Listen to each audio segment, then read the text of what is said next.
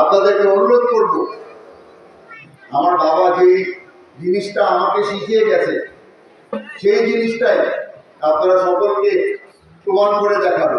আর সেটা হলো গিয়ে, রাজনীতি করতে হলে শরীরের থেকে কলিজা বড় হতে হয়। যারা যারা আমাদের থেকে দূরে সরে গেছে, যারা যারা হয়তো ভিন্ন দল করত, তাদেরকেও সুযোগ করে দিবেন। আগে হয়তো ভুল হয়েছে, এখন সিরাতুল মুস্তাকিম সহি পথে চলে আসার আমরা সুযোগ করে দিচ্ছি। রাঙ্গুনিয়াকে যদি আমাদের সুন্দর ভবিষ্যৎ দিতে হয়, তাহলে আমাদের সকলের একসাথে কাজ করতে হবে। রাঙ্গুনিয়ার মাটিতে কোন ধরনের গ্রুপিং, ভিন্ন দলের রাজনীতি অথবা এই আওয়ামী লীগের সন্ত্রাসী আর সুযোগ করে দেওয়া যাবে না। 16 বছর অত্যাচার সহ্য করেছি আমরা। আপনাদের কাছে অনুরোধ, আমাদের উপর যে অত্যাচার তারা চালিয়েছে, এই ধরনের অত্যাচার আমরা যেন কারো উপর না করি।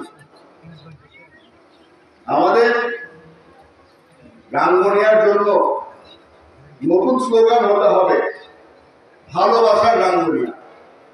এখানে নোংরা রাজনীতির আর জায়গা নেই, এখানে আমাদের গ্রুপিংয়ের আর জায়গা নেই। আপনাদের সকলকে অনুরোধ করছি, যারা যারা রাঙ্গুনিয়ার পক্ষে কাজ করতে চায়, যারা যারা ধানের শীষের পক্ষে কাজ করতে চায়, সকলকে সুযোগ করে দেবেন। মানুষকে সম্মান দিতে পয়সা খরচ হয় না, খালি মনটা বড় হতে হয়। বাবা,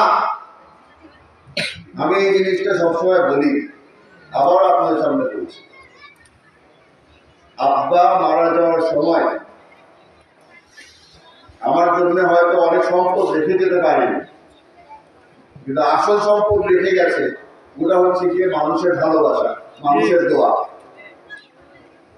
এই শিক্ষা আমি পেয়েছি আব্বার থেকে। আশা করি এই একই রাস্তায় আপনারাও হাঁটবেন। তারেক রহমান সাহেব সিদ্ধান্ত নিয়েছে যে সালাউদ্দিন কাদের চৌধুরীর ছেলেকে রাঙ্গুনিয়া থেকে ধানের শীষ হাতে রেখে নির্বাচন করার সুযোগ করে দেওয়া।